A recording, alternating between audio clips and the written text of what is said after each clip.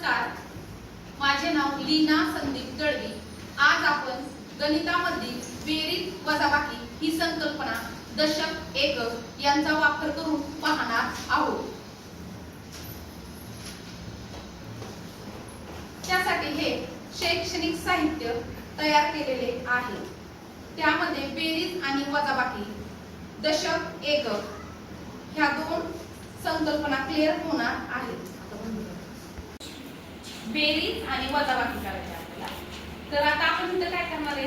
पहिल्यांदा बेरीज करणार। पहिल्यांदा काय करणार? बेरीज। बेरीज करणार। मग हे आपण किती घेतले इथं? 6। किती घेतले? 6। आणि इकडे किती आहे? 8। 8। मग हे किती झाले संख्या? 86 अधिक।